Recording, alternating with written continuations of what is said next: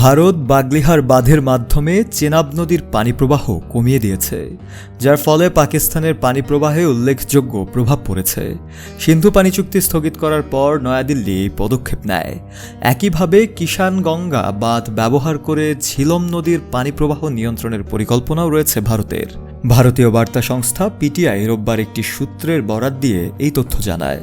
এ বিষয়ে অবগত একটি সূত্র জানিয়েছে, চেনাব নদীর জম্মু অংশে, যা চন্দ্রভাগা নামেও পরিচিত, নির্মিত বাগলিহার জলবিদ্যুৎ প্রকল্প এবং উত্তর কাশ্মীরে ঝিলম নদীর ওপর গড়ে ওঠা কিষানগঙ্গা বাঁধ ভারতের জন্য পানি নিয়ন্ত্রণের সুযোগ সৃষ্টি করেছে। এদিকে গত 22 এপ্রিল ভারত নিয়ন্ত্রিত কাশ্মীরের পেহেলগাম এলাকায় বন্দুকধারীদের গুলিতে প্রাণ হারান 26 জন, যাদের অধিকাংশই ছিলেন পর্যটক এবং তারা বেশিরভাগই ভারতীয় নাগরিক। এই ঘটনার জন্য পাকিস্তানকে দায়ী করে ভারত সিন্ধু চুক্তি স্থগিত সহ একাধিক পদক্ষেপ গ্রহণ করে। 1960 সালে পানি বণ্টনের যৌক্তিক সমাধানে বিশ্বব্যাংকের মধ্যস্থতায় ভারত ও পাকিস্তানের মধ্যে স্বাক্ষরিত হয় সিন্ধু চুক্তি। ওই চুক্তি অনুযায়ী ভারতকে ইরাবতী, বিপাশা ও শতদ্রু নামে পূর্বাঞ্চলীয় 3টি নদীর পানি ব্যবহারের অনুমতি দেয়া হয়। অপরদিকে পাকিস্তানকে দেয়া হয় পশ্চিমাঞ্চলের 3 নদী সিন্ধু, ঝিলম ও চেনাব এর অধিকাংশই পানি ব্যবহারের অধিকার।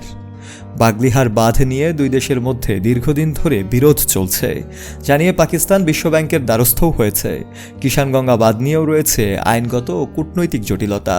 সিন্ধু চুক্তি স্থগিতের ঘোষণার পর 25 এপ্রিল এক্সে দেয়া এক পোস্টে ভারতের পানি সম্পদ মন্ত্রী চন্দ্রকান্ত রঘুনাথ পাতিল বলেন, আমরা নিশ্চিত করব যে সিন্ধু নদের এক ফোঁটা পানিও পাকিস্তানে পৌঁছাতে যেন না পারে।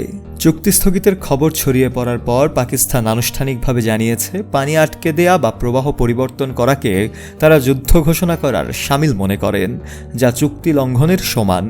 এক্ষেত্রে পাকিস্তান ভারতকেই দায়ী করছে। শফেল মাওলা, কালের কণ্ঠ।